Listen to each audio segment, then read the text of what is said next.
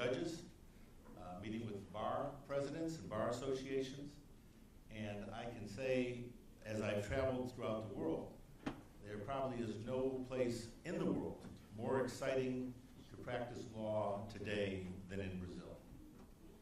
And I truly enjoyed listening to your presenters. I learned a lot, I laughed a lot, and actually I'd like to take the last panel and bring them with me to Miami, to the American Bar Association. I live in Miami. Most people like Miami because it's very close to the United States. And we still practice law under the United States Constitution. And I have been asked today to talk about the issue of punitive damages, supersedious bonds, and maybe even more importantly, what the future of the practice of law will look like in the next 10 years. It's kind of a big responsibility, and I'm going to try and do it quickly because you should hear as much as possible from the minister, who has so many important things to talk to you about. But first, I want to thank CEDES for this kind introduction, a kind invitation. I'd like to thank my client, Philip Morris International, who has helped in the seminar and has helped provide me the opportunity to come down and speak with you as well. In the United States, we have two types of damages. We have compensatory damages and punitive damages. You have moral damages. And we have a saying in the South, where I come from, that if it isn't broke, don't fix it. And it seems to me that your system is doing just fine, and that there is no reason to change what is working and what has worked for you for so many years. When we talk about compensatory damages, that means that a person who is injured should be fully compensated for their injury. That just makes sense. If you hurt somebody, the person should be made whole. Part of that discussion in the United States is pain and suffering.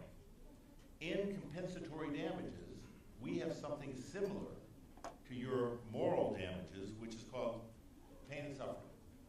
So when you talk about punitive damages, when I first started practicing law 40 years ago, we rarely even thought to ask for punitive damages because it was so difficult to get, and it was often reversed by appellate courts. So you focused more on pain and suffering because that was the way to avoid having a reversal of a punitive award. And if you look at the punitive damage awards in the United States over the last 30 years, you'll realize how many of them have been reversed, and for the reasons I'll talk about very quickly. Because punitive damages are called, some people call them punishment damages. Plaintiffs particularly like to call them punishment damages. There's actually two parts of punitive damages. One is punishment for what you did before. The second part is deterrence for the future. Most defendants focus on the punishment part and say, we've been punished enough. You don't need to punish more. But most plaintiffs look at the deterrence part and say, well, you've got to send a message, because we talk to juries. And when you talk to juries, it's always about making the jury angry, making the jury decide things on emotion, not on what the law is and what is reasonable under our due process standards. As a result of that, in the 70s and the 80s, we had very large punitive damage awards. BMW probably put the beginning of the end to that, we hope, in that you had a failure of BMW to adequately paint a car. Nobody died. They didn't paint the car right. They said they painted the car. They got a $40,000 compensatory damage. But they got $2 million in punitive damages. And the court said, the United States Supreme Court said, enough is enough. In the United States, as you know, we have the state courts and we have the federal courts. Most legal issues work their way first through the state courts, Constitution, particularly the 14th Amendment, which is the due process clause of the United States Constitution, allows the United States Supreme Court to say that what happened in the state violated the United States Constitution because it wasn't fair and reasonable and gave adequate notice and due process under the 14th Amendment. So we had 70s and 80s, we had an explosion of punitive damages, but the courts finally in the 90s said, we cannot accept this. And Justice Kennedy, when he wrote his opinion, said, we cannot use punitive damages to allow people to just express their bias against big business. That is not what punitive damages is for. It is, and a matter of fact, as you know, for 40 years in front of juries, and I've been both a plaintiff lawyer and a defense lawyer, so it's clear over my lifetime. So I have seen it from both sides. But there are many jurors who do not look at punitive damages as even punishment. They, I would tell you, look at it as destruction damages. They want to destroy the company. They don't want to deter it. They want to destroy it. And this is a way of destroying it. Now, the Supreme Court of the United States said there's three things in the future that have to be considered. You have to talk about reprehensibility. When is something reprehensible enough to have punitive damages? In Florida, for example, it is willful and wanton conduct. But what does that mean to a juror? What does that mean to somebody who's not a lawyer? It doesn't mean anything. A matter of fact, it has been associated with manslaughter, that you have to have a standard that is so high that it actually, if you were trying it from a criminal perspective, it would be manslaughter. You also have to have a different standard of proof. In a liability phase, you have what's called a preponderance of the evidence.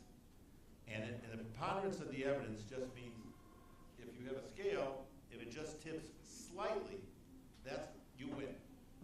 But clear and convincing, which is similar to the criminal standard of beyond and to the exclusion of every reasonable doubt, is what is used as a standard, which is this kind of standard. So you look at a different standard, because if in fact you are trying to, in effect, criminalize, punish, you have to have protections that you would have in a criminal courtroom.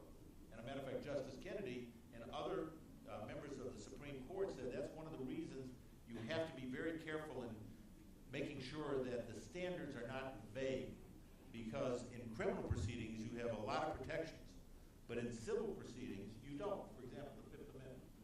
You don't have the right not to incriminate yourself in a civil proceeding. So that's why the standards have to be very clear. First is reprehensibility. How bad? Is painting a car very bad? The second thing is ratio. We've seen ratios, like I say, 500 times. We've seen much more than that in some cases. They say that it is very, very, very rare. They won't tell you how rare, but they say more than a 1 to 10, 1 to 9 multiplier would not be acceptable unless it's some case that they cannot even talk about or tell you about. In most cases, you're looking at a RICO case, for example, which is a criminal type of civil proceeding in the United States. It's a treble damage. Why should it ever be more than 3?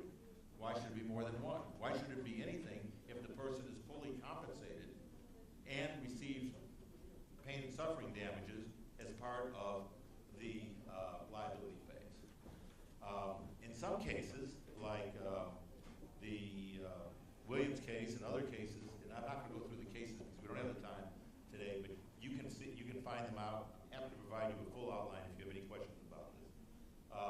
You have cases that would make the recipient of a punitive damage award one of the richest people in the United States. Some in the world. For no reason other than the fact that the jury wants to punish corporations and wants to destroy the corporations. As a matter of fact, the standard jury instruction in Florida says, and we tell the jurors, you cannot award an amount of damages that will, in fact, bankrupt or destroy the business. And they also have a right to know what is the net worth of the company. And again, very difficult question for a lay jury to look at a multinational corporation and look at market caps. I mean, even the most sophisticated investors are not sure how to value these corporations today. But you're asking a lay jury to value a corporation and then to award an amount to get their attention. Now, how do you do that? Now, is that vague? That is a real problem whenever you look at punitive damages. So that is, in general, two of the three considerations. And finally, comparability. How does this award compare to other awards? Under our due process 14th Amendment, one of the things is that people have the right, every American citizen has the right to know that if they do something wrong, what is going to be a reasonable damage that they will have to pay as a result of doing that. It must be something that is predictable. And that is another reason that the United States Supreme Court has issued a number of opinions limiting the right to punitive damages throughout the United States after state courts have failed to either adequately reduce punitive damage awards or not reduce them at all. And a matter of fact, out of thousands and thousands of cases that ask for punitive damages, probably only 16 cases that they actually ultimately were sustained when they went through the entire appellate process. For example, in Florida also, because punitive damages is so dangerous, you cannot ask for punitive damages when you file your lawsuit. You have to go through discovery and present a prima facie case that in fact says, if all this is true, then under the controlling law, I have the right to ask a jury to award punitive damages. You can't do it right out from the beginning of the case, no matter what. I'd also point out that one of the things the court emphasized greatly is there has to be a nexus between the acts of the defendant and the plaintiff. In other words, if a major corporation who has businesses throughout the United States, maybe throughout the world, did something wrong in California, but not in Florida, where the person resides, you cannot punish that person for those acts that did not affect them, that did not have a nexus, a connection to them. Of course, that makes sense, but that has not always been the case when the plaintiffs argue that it is time to send a message to a company.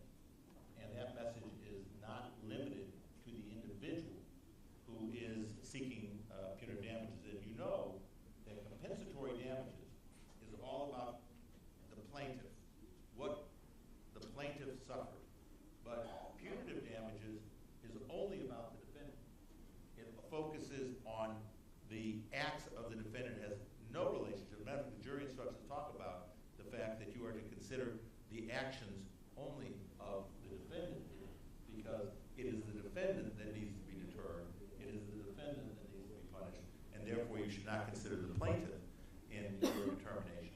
Again, the way you've been handling it, your moral damages, the way you deal with these issues seems to be working well for you. And I tell you our experience, and I'm involved in a case today that is 12 years old, and we're still fighting about punitive damages in that case. Because in that case was a class action. And in that case, they tried to sue on behalf of every American. That was, the class action was for every American.